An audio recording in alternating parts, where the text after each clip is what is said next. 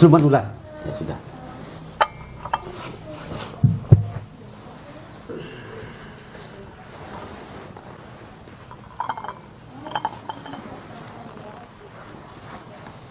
Duduk kamu, duduk. Dari mana kamu? Dari mana?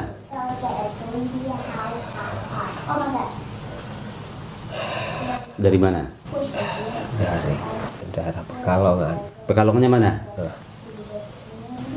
Pekalongan Pantai Utara.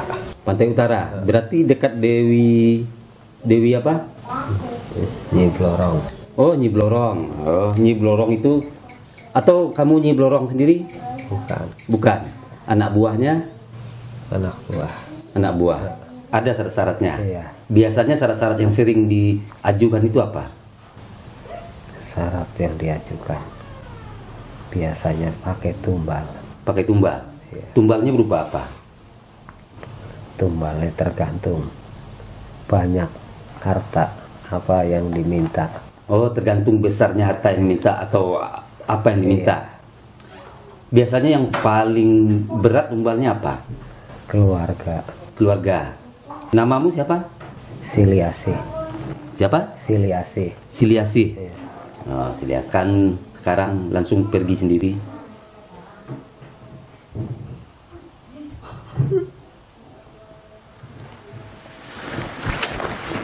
Baik sahabat semua, sebelum melanjutkan menonton video ini, silakan di subscribe channel saya ini dan diklik ikon loncengnya. Terima kasih.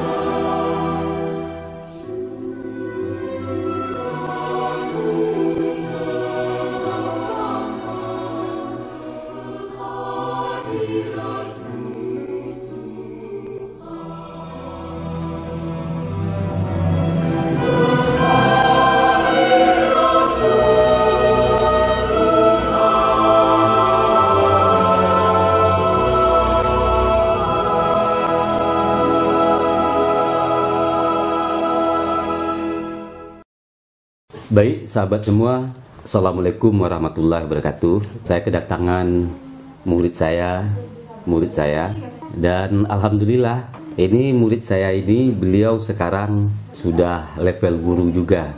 Jadi bagi sahabat yang mau belajar keilmuan saya, ya boleh belajar ke beliau nanti, atau ikutin nanti Facebooknya, nanti link Facebooknya saya beritahu. Sahabat, saya juga masih saat ini mau bahas soal Ningsih Tinampi. Tapi sebenarnya bukan bahas Ningsih Tinampi soal bagaimananya. Yang jelas, saya akan memperlihatkan bagaimana Ningsih Tinampi menanya orang-orang itu, atau dia katakan dia mendatang melekat segala macam. Itu hal yang mudah, itu permainan biasa saja. Tapi Ningsih buat video itu terus-menerus, ya hal-hal seperti itu. Pasiennya yang dibuat kesurupan, ditanya-tanya, yang menonton banyak orang awam. Akhirnya ya dia viralnya karena penontonnya orang awam. Dia viralnya bukan karena dia mengobatin orang itu, tapi karena videonya yang seperti itu. Ya, seperti dibilang berapa ratus dukun dimasukin ke tubuh orang itu. Nah, jadi gitu ya sahabat. Nanti sebentar lagi saya akan peragakan. Tadi mesti keluar dulu. Soalnya guru ingin membahas apa yang mau dibuat. Jadi tadi nggak boleh tahu. Iya. Ya. Tadi duduk di luar atau di depan aja dulu. Sini belakang. Udah sini aja, sini enggak apa-apa.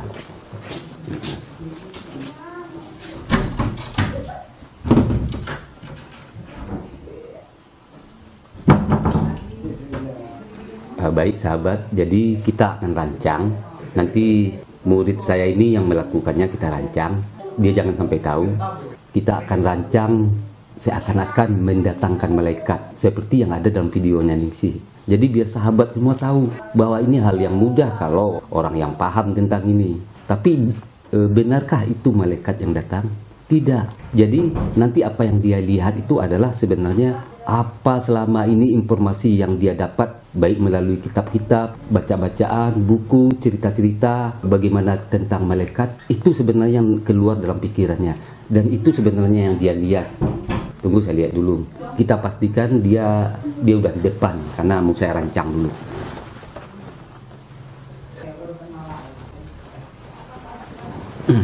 Baik sahabat, saya akan merancang. Nah, jadi nanti Dinda ajak cakap sedikit, cukup 2 patah saja. Posisinya kan nanti duduk di sini. Ya.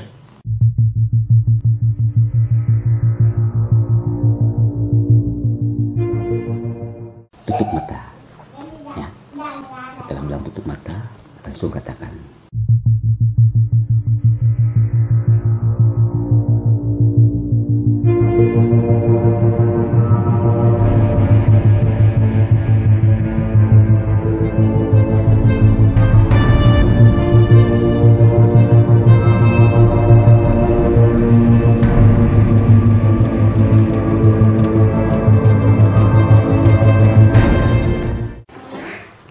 Oke, tadi sudah sini.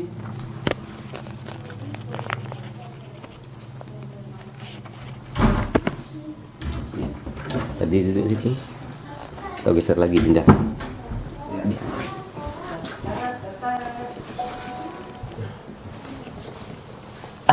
Menghadap sana biar kelihatan. Nyandar aja sini enggak apa-apa.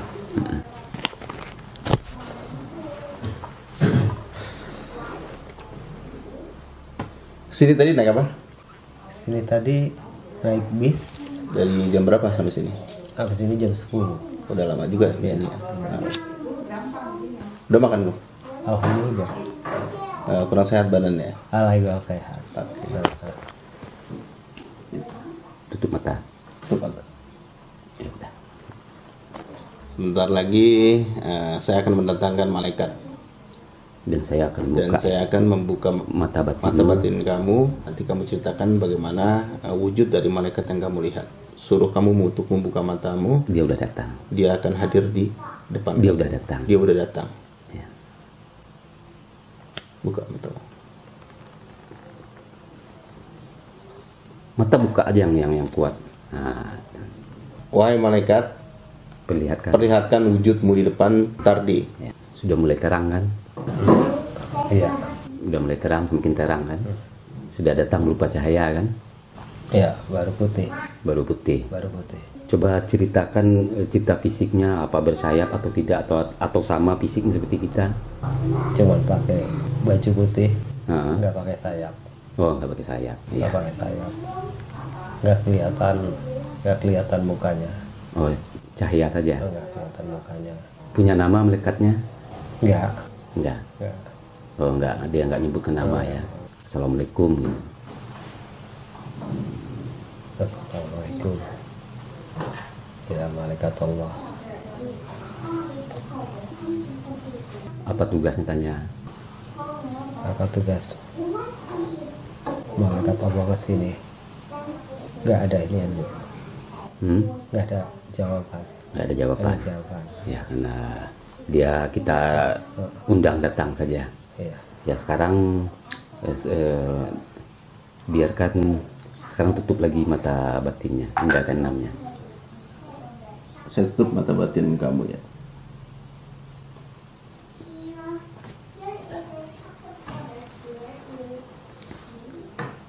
Lah, buka. Buka matamu.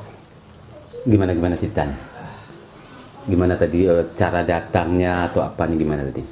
Cara datangnya nggak cuman apa, tadi kan nggak kelihatan, itu cuman samar-samar, cuman apa tuh, kayak bayang-bayang aja tuh, bayang-bayang ya, Iya. putih ya, cuma nggak kelihatan mukanya. Oh Nggak gitu. kelihatan mukanya. Terus pas ditanya assalamualaikum, jawab pelan, waalaikumsalam. Oh dia. Pas aja kan nanya apa, ini tugasnya apa gitu, dia nggak jawab. Oh beliau nggak jawab. Iya, ini aja. Jadi seperti itu sahabat. Dan sekarang guru mau menghadirkan siluman ular. Tapi bukan menghadirkan, siluman ular itu mau guru masukkan ke tubuh tadi. Iya. Ya. Coba lihat guru. Enggak lihat guru ya. Oke. Siluman ular. Ya sudah.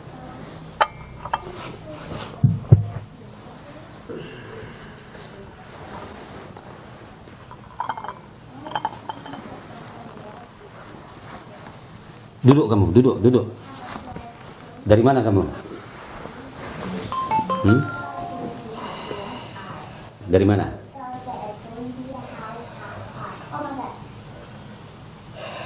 Dari mana? Dari Ngomong yang keras. Masa siluman? Dari Pekalongan. Daerah mana? daerah Pekalongan. Pekalongannya mana? Pekalongan Pantai Utara. Pantai Utara. Berarti dekat Dewi apa? Nyi Blorong. Oh, Nyi Blorong. Oh, Nyi Blorong itu, atau kamu Nyi Blorong sendiri? Bukan, Bukan. Anak buahnya? anak buah. Anak buah. Tugasmu biasanya apa disuruh oleh Nyi Blorong? Oh, menjaga manusia atau mencelakakan manusia? Mengganggu manusia. Mengganggu manusia. Manusia-manusia yang seperti apa yang kamu ganggu? Yang pengen kaya. Yang pengen kaya. Oh, dan memang banyak orang yang minta kaya dengan cara-cara begitu. Banyak. Nah, biasanya yang memberi kekayaan Nyi Blorong atau kamu? Ya, memberi bayan biasanya Nyi Blorong. Oh, Nyi Blorong. Oh, jadi kamu sebagai anak buahan saja. Ya. Oh, apa pesan-pesan kamu kepada kami manusia ini supaya dunia ini aman? Apa adanya. Hidup apa adanya maksudnya. Apa adanya. Terus Syukur selalu. syukur selalu. Jangan banyak kemauan. Jangan banyak kemauan, ya. Pasrah apa yang jadi kodratnya. Oh, pasrah apa yang menjadi kodrat. Terus apa lagi? Tapi tugas kamu juga menyesatkan nggak? Mengajak. Mengajak ke? Iya, mengajak supaya ikut pesugihan. Oh, supaya ikut pesugihan. Jadi baru nanti ditemui ke Nyi Roro, ke Nyi Blorong. Iya. Oh, begitu. Sudah banyak orang yang ikut ajakanmu? Banyak. Rata-rata orang-orang dari daerah mana? Maksudnya orang suku Jawa, orang suku Sunda atau apa? Yang kesusahan. Oh, yang kesusahan. Oh, berarti orang yang kesusahan itu yang imannya lemah apa tebal? Lemah. Dan konsekuensinya bagaimana? Maksudnya ketika dia memang ikut pesugihan, apa perjanjiannya? Harus mau syarat-syarat. Oh, harus ada syarat-syaratnya. Iya. Biasanya syarat-syarat yang sering diajukan itu apa?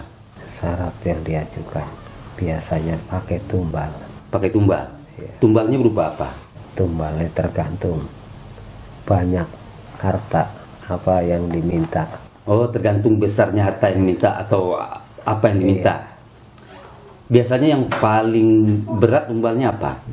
Keluarga. Oh, anak atau istri atau? Iya, bisa anak, bisa istri, bisa orang tua, bisa orang lain juga. Oh, berarti orang lain yang juga terhubung dengan orang itu ya, misal jadi karyawannya atau apa? Iya. Oke, terima kasih. Namamu siapa? Siliasi. Siapa? Siliasi. Siliasi. Oh, Siliasi itu perempuan apa laki-laki? Perempuan. Oh, berarti anggota Nyi Blorong ini yang lebih kuat dari kalangan perempuan ya? Ada laki-laki juga banyak, dari banyakan bangsa budak. Oh, kalau laki-laki di bangsa budak. Oke. Ya, baik. Nasihat buat kami. Oh, sudah tadi ya. Ada yang ditanyain? Cukup ya. Oke, terima kasih siapa tadi namanya? Siliasi. Terima kasih Siliasi yang dari Pekalongan. Sampaikan salam kepada Nyi Blorongmu ya. Silakan sekarang langsung pergi sendiri.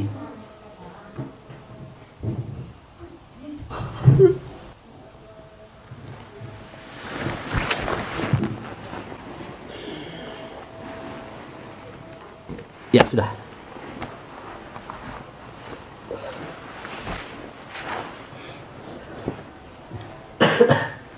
Oke, duduk menghadap sana, kita cerita. Tadi ada berasa yang datang yang masuk ke tubuh. Ada Ya. angin masuk. Oh, angin masuk. Iya. Dia masuknya dari daerah mana? Masuk ya dari samping kiri gitu deh. Samping kiri. Samping kiri ya perempuan ya. Oke, sahabat. Nah, hal-hal seperti inilah yang selalu dipertunjukkan oleh Ningsih Tinampi. Jadi itu memang hal yang mudah. Ningsih Tinampi viral videonya bukan karena pengobatannya, tapi banyak hal-hal seperti ini. Datangkan apa-apa. Jadi kita semua yang memahami ini, yang punya pengetahuan ini itu sangat mudah mendatangkan itu. Pertanyaannya, apakah betul itu yang datang? Nah, itu pertanyaannya. Jadi yang datang itu bukan itu.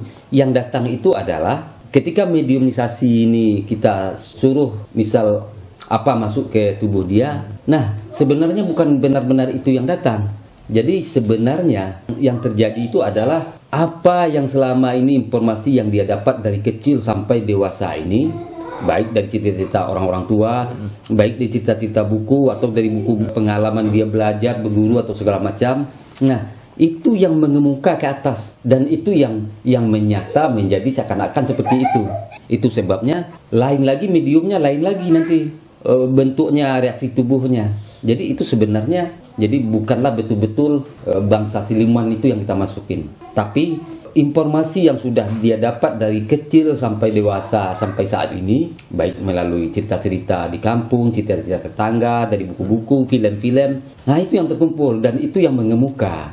Oke, sahabat, sudah paham? Dan video saya ini saya tujukan untuk mencerdaskan masyarakat kita supaya jangan ada lagi masyarakat kita dibodoh-bodohin dengan hal-hal seperti itu yang akhirnya mudah ditipu, berbondong-bondong berobat ke tempat yang ini, sakitnya nggak sembuh, tapi sudah keluarkan uang, sudah ikut antri, atau memang sakitnya sembuh karena percaya, tapi itu hanya efek placebo. Tapi yang sebenarnya fisiknya masih tetap sakit, kecuali orang itu sakit pikiran mana? Yang dia percaya bahwa dia disantet orang, dia percaya bahwa dia diganggu jin, dia percaya bahwa dia diganggu hantu belau, setan belang. Nah, itu bisa sembuh seketika, jadi nggak ada efek placebo-nya. Nah, bagaimana cara menyembuhkan seketikanya? Memang si dukun atau orang yang memasukkan itu, yang memasukkan ke medium, dia buat sampai bagaimana orang yang dia katakan dimasukin itu dibunuh sampai mati. Sehingga si medium atau si pasien sudah yakin, oh sudah mati. Berarti dia tidak akan punya pikiran lagi bahwa penyakit itu akan datang. Karena yang mengguna-gunanya sudah mati.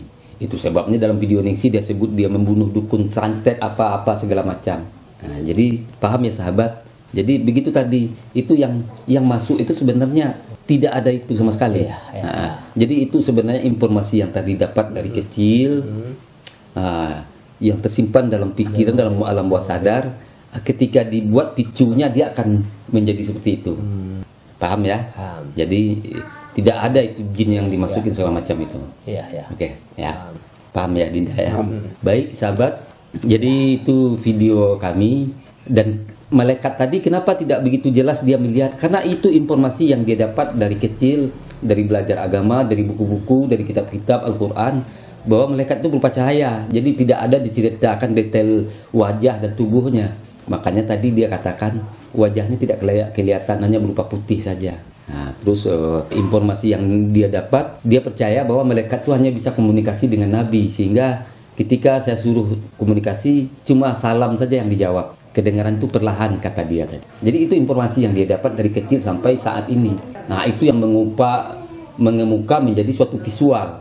Paham ya? Jadi ada orang yang mengatakan, wah bang, abang kalau nggak ada ilmunya nggak usah bicara begini. Ini dari dulu saya mengajarkan hal begini. Nah, tapi beruntung saya sejak berumur 40 tahun ke atas, saya sudah harus meluruskan semuanya. Saya harus mencerdaskan masyarakat saya. Tipu-tipu segala dukun-dukun itu saya tahu, walaupun saya tidak melakukannya dulu. Tapi memang saya berniat, ketika umur saya 40, saya akan bongkar semua, beritahu semua.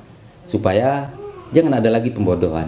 Jadi Dinda, gimana tadi pengalaman ketika dihadirkan ini menurut yang Dinda ketahui? Oke sahabat, ini murid saya ini sebelum belajar ke saya, dia udah belajar kemana-mana, ke Banten, pokoknya kemana-mana. Apapun macam puasa udah pernah dilakukan, apapun macam cara-cara kebatinan sudah beliau lakukan. Dan otomatis kan informasi tentang dunia dedemit dan segala macam sudah sangat paham. Tadi bagaimana ketika mendatangkan siluman tadi, gimana ceritanya? Ya, jadi pada saat tadi guru menghadirkan siluman ular, persis dan sangat mirip yang pernah saya baca. Mungkin juga rekan kita pernah membaca daripada sejarahnya mungkin Wali Songo, Sunan ini tiba-tiba dihadirkan. Sunan ini pasti berbicara Sunan ini begini karena dia pernah membaca. Jadi itu akan membangkit dengan sendirinya. Jadi itu yang saya ketahui guru. Baik.